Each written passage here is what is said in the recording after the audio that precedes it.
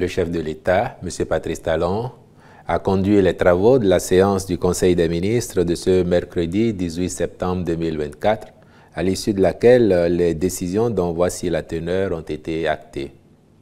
S'agissant des mesures normatives, en point 1, transmission à l'Assemblée nationale pour examen et vote du projet de loi de finances pour la gestion 2025.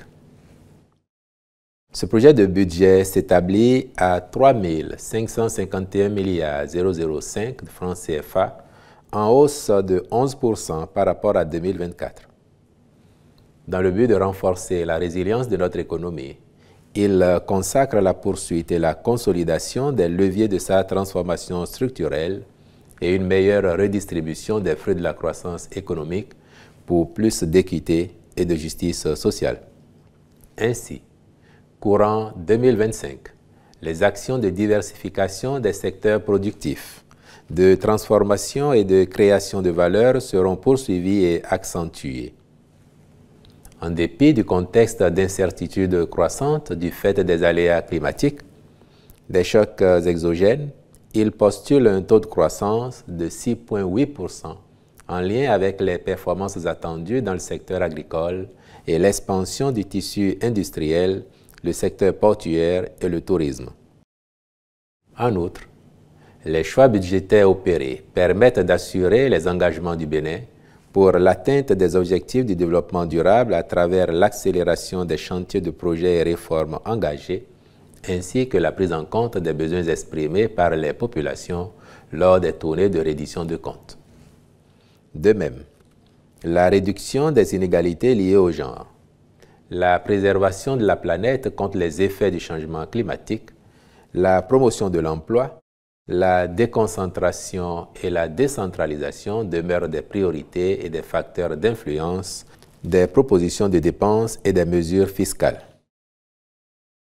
De façon spécifique, ce projet de budget prend notamment en compte la préparation des élections générales de 2026, l'achèvement, la mise en service et le fonctionnement de plusieurs infrastructures socio-économiques, cités ministérielles, cités administratives départementales, services marchands, réceptifs hôteliers et touristiques, structures sanitaires de référence dont le Centre hospitalier international de Calavi, l'hôpital de zone de Save-Ouessé, l'hôpital de zone de Tchaourou. La montée en puissance des projets de filets sociaux avec le projet Gbesoké, le microcrédit à la FIA, le projet d'alimentation scolaire dont la couverture passera à 100% en zone rurale, l'expérimentation du projet de supplément de nutrition de 1000 jours, la mise en service de plusieurs systèmes d'alimentation en eau potable multivillage et leur raccordement au ménage, l'extension du réseau de distribution de l'énergie électrique et l'acquisition des compteurs à moindre coût.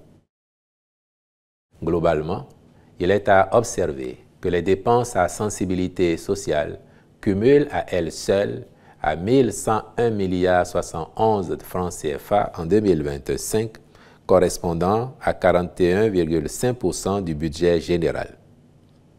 À toutes ces projections s'ajoutera la densification du réseau routier par l'achèvement et la livraison de plusieurs infrastructures, tant en milieu urbain qu'en zone rurale.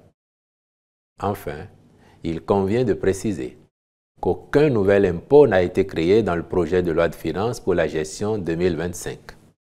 Cet effort traduit l'engagement du gouvernement d'assurer une bonne stabilité et une prévisibilité des normes fiscales pour les opérateurs et investisseurs privés.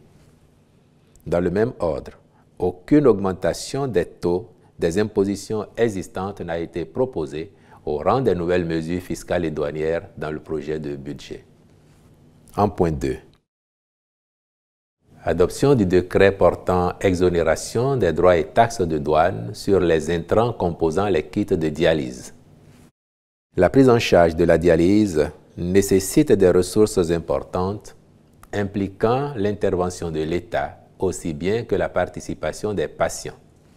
En vue d'étendre l'offre de soins aux dialysés et la rapprocher des populations à l'intérieur du pays, de nouvelles unités de dialyse ont été mises en place à Porto Novo et à Abomey tandis que celles de Cotonou et de Parakou ont été renforcées par l'acquisition de 57 nouveaux générateurs de dialyse et d'équipements divers. Par ailleurs, la Société béninoise d'approvisionnement en produits pharmaceutiques a développé un modèle d'acquisition des intrants qui permet de renforcer la disponibilité des kits et d'en réduire le coût. Tenant compte des contraintes auxquelles font face les patients, le Conseil a décidé d'exonérer tous les intrants entrant dans la composition des kits de droits et taxes de douane afin de réduire davantage le coût du kit et de faciliter le bénéfice du traitement aux patients. Les ministres concernés prendront les dispositions appropriées pour l'application effective de cette décision.